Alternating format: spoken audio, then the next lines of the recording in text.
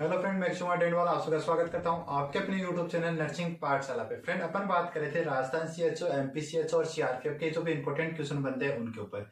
तो आज की अपनी क्लास जो रहेगी वो रहेगी कम्युनिटी हेल्थ नर्सिंग के जो भी इंपॉर्टेंट क्वेश्चन है उनके ऊपर रहेगी। तो आज की क्लास का अपना जो फर्स्ट क्वेश्चन है वो है, in which 5 year plan was the national malaria control programme start. ये पूछ रहा है कि कौन से 5 ईयर प्लान के अंदर जो नेशनल मलेरिया कंट्रोल प्रोग्राम है वो स्टार्ट हुआ था। तो ऑप्शन ए है second 5 year plan, option B है third 5 year plan, option C है फर्स्ट 5 ईयर प्लान और ऑप्शन डी है फोर्थ 5 ईयर प्लान।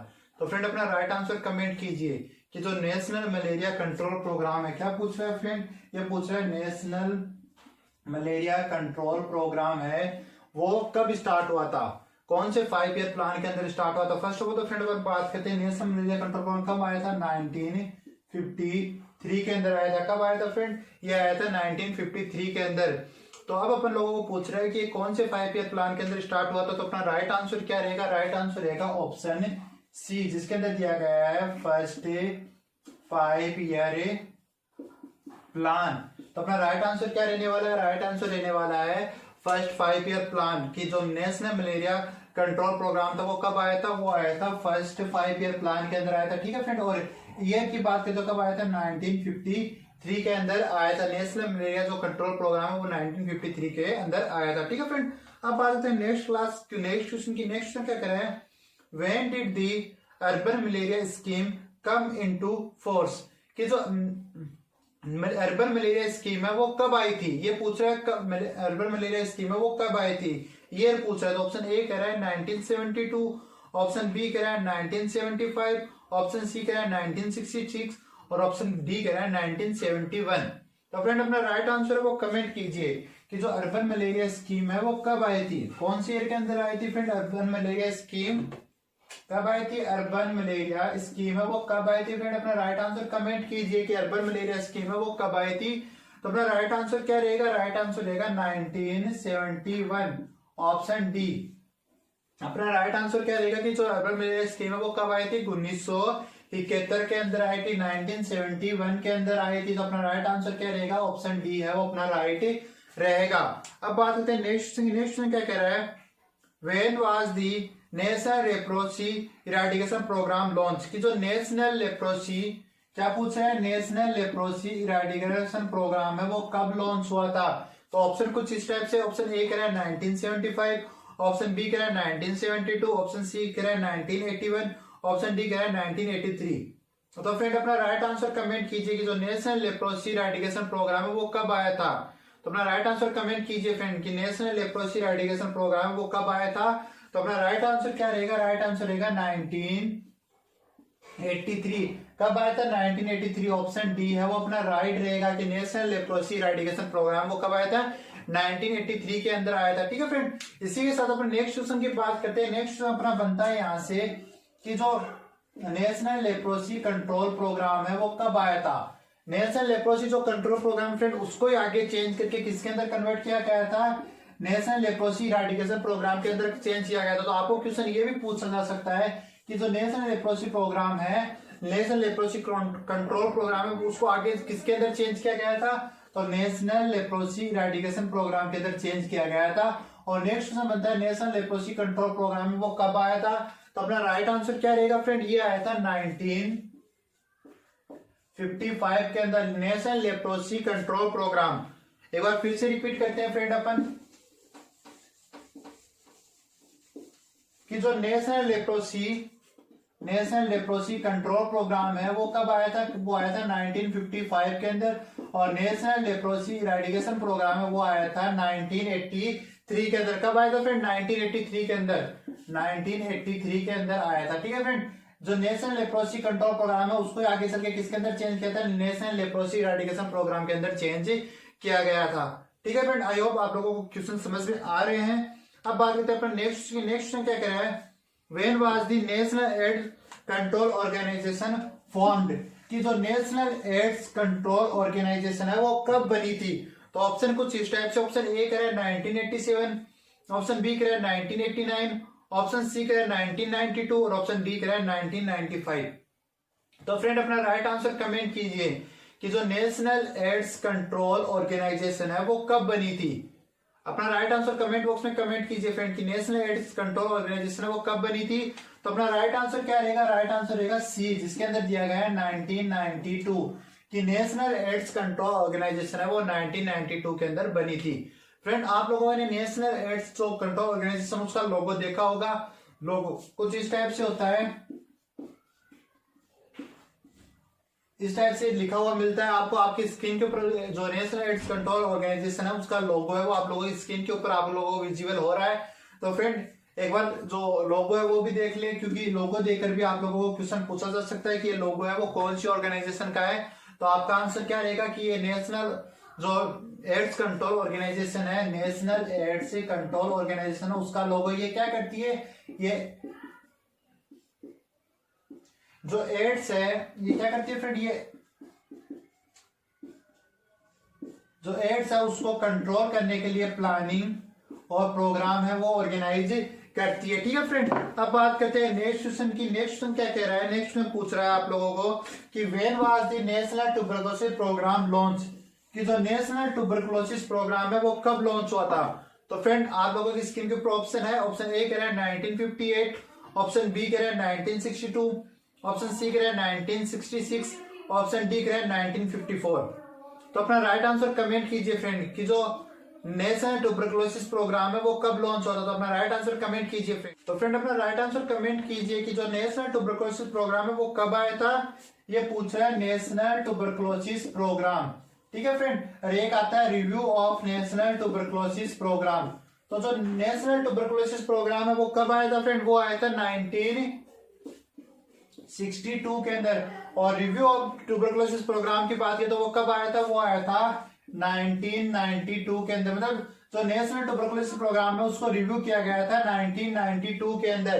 तो फ्रेंड यहाँ से दो क्वेश्चन कवर होते हैं। फर्स्ट क्वेश्चन है कि when was the national tuberculosis programme launch. तो अपना राइट आंसर क्या रहेगा? राइट आंसर रहेगा 1962 के अंदर ये प्रोग्राम है लॉन्च किया गया था। नेक्स्ट क्वेश्चन पूछा जाए review of national tuberculosis programme, या फिर जो नेशनल ट्यूबरकुलोसिस प्रोग्राम है उसका रिव्यू कब किया गया था? तो अपना राइट आंसर क्या रहेगा? 1992 के अंदर किया गया था। ठीक है फ्रेंड, अब बात करते हैं नेक्स्ट क्वेश्चन। नेक्स्ट आप लोगों की स्क्रीन के ऊपर नेक्स्ट क्वेश्चन क्या कह रहा है?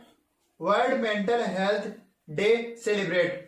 तो जो वर्ल्ड मेंटल हेल्थ डे है वो कब सेलिब्रेट किया जाता है? तो ऑप्शन ए है 10 अक्टूबर, ऑप्शन बी है 11 अक्टूबर, ऑप्शन सी है 10 सितंबर और ऑप्शन डी है 15 मई। तो फ्रेंड अपना राइट आंसर कमेंट कीजिए कि जो मेंटल हेल्थ डे है वो कब सेलिब्रेट किया जाता है। तो अपना राइट आंसर कमेंट कीजिए फ्रेंड, आपका राइट आंसर क्या रहेगा? फ्रेंड राइट आंसर कमेंट कीजिए कि जो मेंटल हेल्थ डे है वो कब सेलिब्रेट किया जाता है। तो अपना राइट आंसर क्या रहेगा? राइट आंसर रहेगा 10 अक्टूबर। कि जो मेंटल हेल्थ डे है वो कब सेलिब्रेट किया जाता है? 10 अक्टूबर को सेलिब्रेट किया जाता है। तो फ्रेंड इसी के साथ यहाँ पर एक क्वेश्चन और देख लेते हैं अपन देखते हैं कि मेंटल हेल्थ एक्ट, कि मेंटल हेल्थ एक्ट है वो कब आया था। तो अपना राइट आंसर यहीं पर कमेंट कीजिए फ्रेंड कि जो मेंटल हेल्थ एक्ट है वो कब आया था। अपना राइट आंसर क्या रहेगा? राइट आंसर रहेगा मेंटल हेल्थ कब आया था? वो आया था 1987 के अंदर। तो फ्रेंड यहाँ पर अपन लोगों ने दो क्वेश्चन कंप्लीट किए हैं। फर्स्ट क्वेश्चन ने कंप्लीट किया है कि जो मेंटल हेल्थ डे है, मेंटल हेल्थ डे कब सेलिब्रेट करते हैं? 10 अक्टूबर को करते हैं। मेंटल हेल्थ एक्ट वो कब आया था? वो आया था 1987 के अंदर आया था। ठीक है फ्रेंड, अब बात करते हैं नेक्स्ट क्वेश्चन की। नेक्स्ट क्वेश्चन क्या कह रहा है? What is the function of district tuberculosis centre, कि डिस्ट्रिक्ट ट्यूबरकुलोसिस सेंटर है उसका फंक्शन क्या होता है। तो फ्रेंड अपना राइट आंसर कमेंट कीजिए कि एक डिस्ट्रिक्ट ट्यूबरकुलोसिस सेंटर है उसका मेन फंक्शन क्या होता है। ऑप्शन ए कह रहा है प्लानिंग, ऑप्शन बी कह रहा है ऑर्गेनाइजेशन, ऑप्शन सी कह रहा है इंप्लीमेंटेशन और ऑप्शन डी कह रहा है ऑल। तो फ्रेंड अपना राइट आंसर क्या रहने वाला है? राइट आंसर रहेगा ऑप्शन डी, जिसके अंदर दिया गया है और कि एक डिस्ट्रिक्ट ट्यूबरकुलोसिस सेंटर होता है वो प्लानिंग भी करता है, ऑर्गेनाइजेशन का काम भी करता है और इंप्लीमेंटेशन का भी काम करता है। ठीक है फ्रेंड, अब बात करें नेक्स्ट क्वेश्चन। नेक्स्ट क्वेश्चन आप लोगों की स्क्रीन के ऊपर है। फ्रेंड नेक्स्ट क्वेश्चन क्या कह रहा है? When was the national blindness control programme launch, कि जो नेशनल ब्लाइंडनेस कंट्रोल प्रोग्राम है वो कब लॉन्च हुआ था। तो ऑप्शन ए कह रहा है 1962, ऑप्शन बी कह रहा है 1971, ऑप्शन सी कह रहा है 1976, ऑप्शन डी कह रहा है 1968। तो फ्रेंड अपना राइट आंसर कमेंट कीजिए कि जो नेशनल ब्लाइंडनेस कंट्रोल प्रोग्राम है नेशनल ब्लाइंडनेस कंट्रोल प्रोग्राम है वो कब लॉन्च हुआ था? 1962 में हुआ था, 1972 में हुआ था, 1976 में हुआ था, 1968 में हुआ था। तो राइट आंसर कमेंट कीजिए फ्रेंड कि जो नेशनल ब्लाइंडनेस कंट्रोल प्रोग्राम है वो कब लॉन्च हुआ था।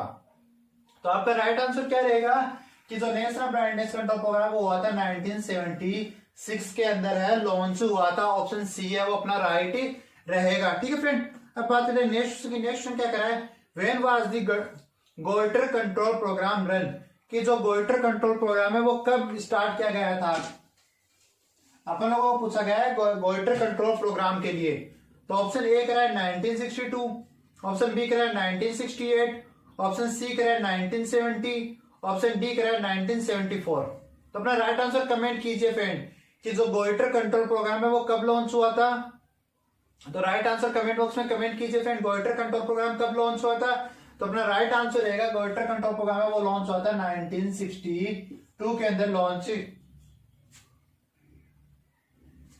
1962 के अंदर लॉन्च है किया गया था। जो गोइटर कंट्रोल प्रोग्राम है वो 1962 के अंदर लॉन्च किया गया था। अब बात करें नेक्स्ट क्वेश्चन। नेक्स्ट क्वेश्चन क्या कह रहा है, the success of national health programme depend, कि जो नेशनल हेल्थ प्रोग्राम है, नेशनल ट्यूबरकुलोसिस प्रोग्राम हो गया, नेशनल लेप्रोसी कंट्रोल प्रोग्राम हो गया, तो ये कंट्रोल प्रोग्राम है, ये प्रोग्राम है, इनकी सक्सेस है वो किसके ऊपर डिपेंड करती है। ऑप्शन ए कह रहा है supply of good drugs, option B कह रहा है अकाउंटेबिलिटी, ऑप्शन बी सी कह रहा है पॉलिटिकल कमिटमेंट, और ऑप्शन डी कह रहा है ऑल। तो फ्रेंड एक प्रोग्राम को ऑर्गेनाइजेशन उसका बेटर रूप से उसको स्टैब्लिश करने के लिए, सक्सेसफुली उसको चलाने के लिए, उसके लिए आपको इक्वल जो क्वालिटेटिव ड्रग होती है उनकी भी रिक्वायरमेंट होती है, अकाउंटेबिलिटी की भी रिक्वायरमेंट होती है, और पॉलिटिकल कमिटमेंट की भी रिक्वायरमेंट होती है। तो अपना राइट आंसर क्या रहेगा, राइट आंसर रहेगा ऑप्शन डी, जिसके अंदर आप लोगों को मिलेगा ऑल, कि ये तीनों जो ऑप्शन है वो राइट है। एक जो नेशनल हेल्थ प्रोग्राम है उनको चलाने के लिए गुड्स जो मेडिसिन होती है उनकी भी रिक्वायरमेंट होती है, अकाउंटेबिलिटी की भी रिक्वायरमेंट होती है, और पॉलिटिकल कमिटमेंट है उनकी भी रिक्वायरमेंट होती है। ठीक है फ्रेंड, अब बात करें next, world food day celebrate, कि जो वर्ल्ड फूड डे है वो कब सेलिब्रेट किया जाता है। तो ऑप्शन आप लोगों की स्क्रीन के ऊपर है। ऑप्शन ए कह रहा है 16 अक्टूबर, ऑप्शन बी कह रहा है 17 दिसंबर, ऑप्शन सी कह रहा है 13 मई, ऑप्शन डी कह रहा है 16 फरवरी। तो अपना राइट आंसर क्या रहेगा कि वर्ल्ड फूड डे है वो कब सेलिब्रेट किया जाता है। तो वो किया जाता है 16 अक्टूबर। 16 अक्टूबर को वर्ल्ड फूड डे है, सेलिब्रेट किया जाता है। ठीक है फ्रेंड, तो फ्रेंड नेक्स्ट क्वेश्चन क्या है, नेक्स्ट क्वेश्चन क्या है, स्केबीज इज ए, स्केबीज क्या है। ऑप्शन ए कह रहा है non communicable disease, option B कह रहा है कंटेजिनियस डिजीज, ऑप्शन सी कह रहा है बैक्टीरियल इन्फेक्शन, और ऑप्शन डी कह रहा है फंगल इन्फेक्शन। तो फ्रेंड अपना राइट आंसर क्या रहेगा, स्केबीज क्या है। फर्स्ट ऑफ ऑल स्केबीज की बात करें तो ये क्या होता है, ये स्किन इन्फेक्शन होता है, स्किन इन्फेक्शन होता है जो 1 पर्सन टू अनदर पर्सन है, थ्रू टच के थ्रू है जो स्प्रेड होता है। तो ये क्या होगा, कंटाजिनियस डिजीज होगी, मतलब कम्युनिकेबल डिजीज होगी कि एक पर्सन से दूसरे पर्सन के अंदर स्प्रेड होती है। तो अपना राइट आंसर क्या रहेगा, वो रहेगा बी। इसके साइन सिम्टम्स की बात करें तो रेसेस और इचिंग होते हैं, वो स्केबीज के साइन सिम्टम्स होते हैं। ठीक है फ्रेंड, अब बात करें नेक्स्ट क्या कह रहा है, constant presence of infection in a given geographical area without any external input is known as, कि एक ज्योग्राफिकल एरिया है उसके अंदर एक इन्फेक्शन है वो पर्टिकुलरली वहां पर ही प्रेजेंट है, तो अपन उसको क्या बोलेंगे। तो ऑप्शन ए कह रहा है एपिडेमिक, ऑप्शन बी कह रहा है एंडेमिक, ऑप्शन सी कह रहा है पेंडेमिक, और ऑप्शन डी कह रहा है स्पोरेडिक। तो फ्रेंड अपना राइट आंसर क्या रहेगा।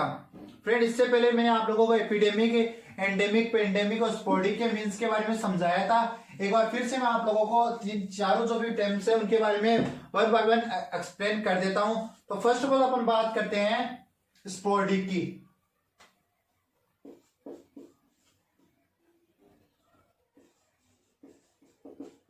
फ्रेंड स्पोरेडिक की बात करें कि स्पोरेडिक क्या होता है, तो स्पोरेडिक का मीन्स होता है कि सिंपली अगर स्पोरेडिक की बात करें कि एक केस है, कोई भी डिजीज है वो फ्यू एरिया के अंदर ही प्रेजेंट है, मतलब कुछ एरिया के अंदर ही प्रेजेंट है, तो उसको अपन क्या बोलेंगे, उसको अपन बोलेंगे स्पोरेडिक। ठीक है फ्रेंड, और फिर बात करते हैं एंडेमिक की। एंडेमिक की बात करें तो एंडेमिक का मीन्स होता है एक पर्टिकुलर जियोग्राफिकल एरिया के अंदर डिजीज प्रेजेंट है। क्या है,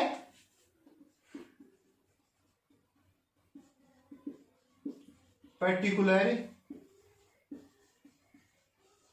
ज्योग्राफिकल एरिया के अंदर प्रेजेंट है। फिर मैं आपको सिंपली इनके मीन्स बता रहा हूँ, वैसे मैंने जो इनको फुल्ली एक्सप्लेन है वो अपनी थ्योरेटिकल क्लास के अंदर एक्सप्लेन कर दिया था। तो एंडेमिक का मीन्स क्या होता है कि एक डिजीज है वो पर्टिकुलर एरिया के अंदर ही, पर्टिकुलर ज्योग्राफिकल एरिया के अंदर ही प्रेजेंट है, ठीक है फ्रेंड। इसके बाद में एक टर्म आती है, वो आती है एपिडेमिक। एपिडेमिक का मीन्स होता है कि जो डिजीज है वो वन ज्योग्राफिकल एरिया से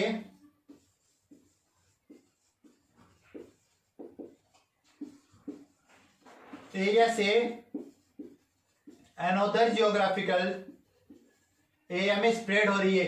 एक ज्योग्राफिकल एरिया से अनदर ज्योग्राफिकल एरिया है उसके अंदर सेपरेट हो रही है। पेंडेमिक का मीन्स होता है, पेंडेमिक का मीन्स होता है वर्ल्ड वाइज, कि पूरे वर्ल्ड के अंदर, पूरे विश्व के अंदर है वो डिजीज फैल गई है। तो इसका मीन्स होगा वर्ल्ड वाइज, की पूरे वर्ल्ड के अंदर, जैसे मान लो कोरोना है, कोरोना क्या एक पेंडेमिक डिजीज है, तो ये वर्ल्ड वाइज स्प्रेड हो गई है। तो फ्रेंड आप लोगों को सिर्फ दो ही टर्म याद रखनी है, स्पोर्डिक और पेंडेमिक। पेंडेमिक का याद रखना कि पूरे विश्व के अंदर है डिजीज फैल गई है, पूरे विश्व के अंदर डिजीज है वो फैल गई है। और स्पोर्डिक का मीन्स होता है फ्यू एरिया के अंदर, एक कुछ एरिया के अंदर ही डिजीज है वो प्रेजेंट है, तो ये तो होगा स्पोर्डिक। और एक ज्योग्राफिकल एरिया के अंदर प्रेजेंट है वो होगा एंडेमिक। और एक ज्योग्राफिकल एरिया से दूसरे ज्योग्राफिकल एरिया के अंदर जा रही है वो होगा एपिडेमिक। और पेंडेमिक का मीन्स क्या होगा कि पूरे विश्व के अंदर ही डिजीज है वो फैल गई है। तो फ्रेंड इनको याद करने का एक सिंपली तरीका बताता हूं आपको। पेंडेमिक और स्पोर्डिक तो सिंपली याद हो जाएगा कि स्पोर्डिक का मीन्स होता है एक पर्टिकुलर एरिया के अंदर या फ्यू एरिया के अंदर, और पेंडेमिक का मीन्स होता है वर्ल्ड वाइड। स्पोर्डिक का मीन्स हो गया फ्यू एरिया के अंदर और पेंडेमिक का मीन्स हो गया वर्ल्ड वाइड। इधर बच गई दो टर्म एंडेमिक और एपिडेमिक, क्योंकि दोनों वर्ड एक जैसे ही लगते हैं तो आप लोगों को कंफ्यूजन हो सकती है। तो यहां पर याद रखना जो एपिडेमिक है उसके अंदर आ रहा है पी। पी से अगर आप याद रखो तो फैलना, क्या फैलना, वर्ड फैलने का हिंदी में क्या मीन्स होता है कि कुछ चीज है वो एक जगह से दूसरी जगह पर जा रही है। तो यहाँ पर क्या हो रहा है, डिजीज है वो वन ज्योग्राफिकल एरिया से अनदर ज्योग्राफिकल एरिया के अंदर, मतलब डिजीज है वो फैल रही है, तो उसको तो अपन बोल देंगे एपिडेमिक। और एंडेमिक बच गया, एंडेमिक का मीन्स है कि एक ही पर्टिकुलर ज्योग्राफिकल एरिया के अंदर डिजीज है वो प्रेजेंट है, ठीक है फ्रेंड। एक बार दोबारा रिपीट करता हूँ, स्पोर्डिक का मीन्स होगा कि फ्यू एरिया के अंदर ही डिजीज प्रेजेंट है, एपिडेमिक का मीन्स होगा कि एक पर्टिकुलर ज्योग्राफिकल एरिया के अंदर प्रेजेंट हो गई, और एपिडेमिक का मीन्स हो गया कि एक ज्योग्राफिकल एरिया से सेकंड ज्योग्राफिकल एरिया के अंदर डिजीज फैल रही है, और पेंडेमिक का मीन्स हो गया कि पूरे विश्व के अंदर डिजीज है वो फैल चुकी है। तो अपना क्वेश्चन पे आते हैं। क्वेश्चन क्या कर रहा है, एक कांस्टेंट प्रेजेंट ऑफ इन्फेक्शन, की इन्फेक्शन है वो एक जगह प्रेजेंट है in a given geographical area, मतलब एक ही ज्योग्राफिकल एरिया के अंदर प्रेजेंट है, without any external input is known as. तो अपना राइट आंसर क्या रहेगा, एक ही ज्योग्राफिकल एरिया के अंदर प्रेजेंट मतलब एंडेमिक। तो अपना राइट आंसर किसके पास जाएगा, ऑप्शन बी के अंदर अपना राइट आंसर मिलेगा अपन लोगों को, ठीक है फ्रेंड। अब बात करते हैं नेक्स्ट क्वेश्चन की। नेक्स्ट क्वेश्चन आप लोगों की स्क्रीन के ऊपर है फ्रेंड, नेक्स्ट क्वेश्चन रीड कीजिए, आंसर दीजिए।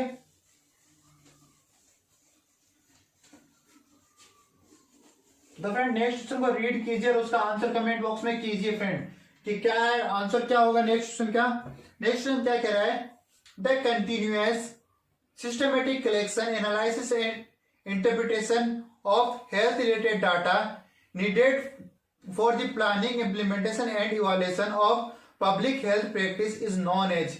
कि एक डाटा है उसको अपन लोग को कलेक्शन करें, सिस्टमेटिक रूप से कलेक्शन करें, किस लिए, हेल्थ प्लानिंग के लिए और इम्प्लीमेंटेशन के लिए, तो उसको अपन क्या बोलेंगे। ऑप्शन ए कह रहा है इंसिडेंस, ऑप्शन बी कह रहा है मॉनिटरिंग, ऑप्शन सी कह रहा है सर्विलेंस, और ऑप्शन डी कह रहा है कम्युनिटी असेसमेंट। तो अपना राइट आंसर क्या रहेगा, उसको अपन क्या बोलेंगे, उसको अपन बोलेंगे सर्विलेंस, ठीक है फ्रेंड। उसको अपन बोलते हैं सर्विलेंस बोलते हैं, ये सर्विलेंस की डेफिनेशन है, ठीक है फ्रेंड। अब बात करें next question, mode of spread of whooping cough is, कि जो वुफिंग कफ होता है उसका मोड ऑफ स्प्रेडिंग क्या होता है। तो ऑप्शन ए कह रहा है डायरेक्ट कॉन्टेक्ट, ऑप्शन बी कह रहा है ड्रॉपलेट इन्फेक्शन, ऑप्शन सी कह रहा है वाटरबोर्न, और ऑप्शन डी कह रहा है नन ऑफ दीज।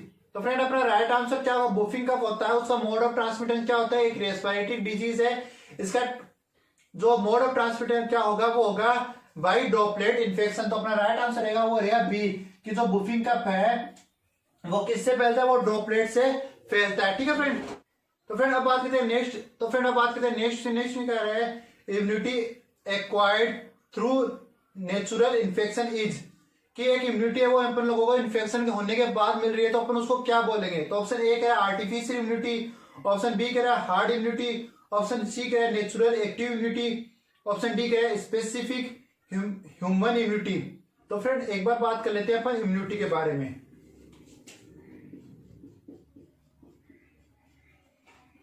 तो इम्यूनिटी क्या होती है फ्रेंड? अपनी बॉडी की जो भी रेसिस्टेंट पावर होती है अगेंस्ट द माइक्रोऑर्गेनिज्म, उसको अपन बोलते हैं अगेंस्ट द इन्फेक्शन, उसको अपन बोलते हैं इम्यूनिटी। ठीक है फ्रेंड, इम्यूनिटी होती है वो टू टाइप्स की होती है। फर्स्ट होती है इनेट और सेकंड होती है एक्वायर्ड। ठीक है फ्रेंड, फर्स्ट होती है इनेट। तो इनेट जो इम्यूनिटी होती है वो अपन लोगों को कैसे मिलती है? वो अपन लोगों को मिलती है फ्रेंड बाय बर्थ। जो इनेट इम्यूनिटी है वो अपन लोगों को मिलती है बाय बर्थ मिलती है, और एक्वायर्ड की बात करें तो ये अपन लोगों को मिलती है आफ्टर बर्थ। ठीक है फ्रेंड, तो एक्वायर्ड की बात करें तो एक्वायर्ड इम्यूनिटी होती है वो टू टाइप्स की होती है। फर्स्ट होती है फ्रेंड एक्टिव और सेकंड होती है पैसिव। सिंपली फ्रेंड मैं एक्सप्लेन कर रहा हूं आप लोगों को इम्यूनिटी के बारे में। जो एक्टिव इम्यूनिटी होती है वो अपन लोगों को, उसके अंदर अपना जो इम्यून सिस्टम है, उसके अंदर जो अपना इम्यून सिस्टम है वो वर्क करता है। इम्यून सिस्टम है वो वर्क करता है, इसके अंदर इम्यून सिस्टम है वो पार्टिसिपेट नहीं करता है। ठीक है फ्रेंड, तो अब बात करते हैं अपन जो एक्टिव इम्यूनिटी है उसके बारे में। तो एक्टिव इम्यूनिटी है दो टू टाइप की होती है। फर्स्ट होती है natural active immunity. Natural active immunity जो अपन लोगों को कैसे मिलती है? By infection. जो अपन लोगों को क्वेश्चन में पूछा गया है कि वो अपन लोगों को कैसे मिलती है? बाई इन्फेक्शन मिलती है, उसको अपन क्या बोलते हैं? नेचुरल एक्टिव इम्यूनिटी बोलते हैं। ठीक है फ्रेंड, और सेकेंड टाइप की बात करें तो सेकेंड टाइप होता है इसका आर्टिफिशियल। आर्टिफिशियल कैसे मिलती है? By immunisation. इम्यूनाइजेशन के थ्रू मिलती है, उसको अपन बोलते हैं आर्टिफिशियल इम्यूनिटी। ठीक है फ्रेंड, और पैसिव की बात करें तो पैसिव भी जो इम्यूनिटी होती है वो दो टाइप की होती है। फर्स्ट होती है आर्टिफिशियल और सेकंड होती है नेचुरल। तो नेचुरल की बात करें तो नेचुरल जैसे बाय प्लेसेंटा और बाय ब्रेस्ट मिल्क। प्लेसेंटा के थ्रू अपन लोगों को कौन सी इम्यूनिटी मिलती है? इम्यूनोग्लोबिन जी, और ब्रेस्ट मिल्क के द्वारा इम्यूनोग्लोबिन ए। और आर्टिफिशियल की बात करें तो एंटीटॉक्सिड, एंटीसीरा ये होगी। ठीक है फ्रेंड, तो फ्रेंड अपन लोगों ने इम्यूनिटी के बारे में बात कर ली। इम्यूनिटी क्या होती है? रेसिस्टेंट पावर होती है अगेंस्ट जो इन्फेक्शन होते हैं, उसके अगेंस्ट जो रेसिस्टेंट पावर होती है उसको अपन इम्यूनिटी कहते हैं। इम्यूनिटी दो टाइप की होती है, इनेट और एक्वायर्ड। और इनेट होती है वो टू टाइप की इनेट होती है वो अपन लोगों को बाय बर्थ मिलती है, एक्वायर्ड होती है वो आफ्टर बर्थ ही मिलती है। फिर इसके बारे में बात की अपन लोगों ने, जो एक्वायर्ड इम्यूनिटी एक्टिव और पैसिव टू टाइप की होती है। एक्टिव होती है वो अपन दो टाइप की होती है, नेचुरल और एक आर्टिफिशियल, और पैसिव भी टू टाइप की होती है, नेचुरल और आर्टिफिशियल। ठीक है फ्रेंड, अब बात करें नेक्स्ट क्वेश्चन। नेक्स्ट क्वेश्चन क्या कर रहा है? इन्फ्लुएंजा ए H1 और N1 vaccine was approved in the year of, कि जो इन्फ्लुएंजा जो H1N1 वायरस था उसकी जो वैक्सीन थी वो कब अप्रूव्ड हुई थी? 2009, 2010, 2012 और 2004। तो अपना राइट आंसर क्या रहेगा? राइट आंसर कमेंट बॉक्स में कमेंट कीजिए फ्रेंड कि जो H1N1 की जो वैक्सीन थी वो कब अप्रूव्ड हुई थी, कौन सी ईयर के अंदर अप्रूव्ड हुई थी। तो अपना राइट आंसर रहेगा वो रहेगा ऑप्शन ए, जिसके अंदर दिया गया है 2009। 2009 के अंदर H1N1 की वैक्सीन है वो अप्रूव्ड हुई थी। ठीक है फ्रेंड, तो ये अपनी क्लास थी। आई होप आप लोगों को क्लास चलेगी। क्लास चलेगी तो क्लास को लाइक करें, चैनल को सब्सक्राइब करें, हमारे वीडियो ज्यादा शेयर करें।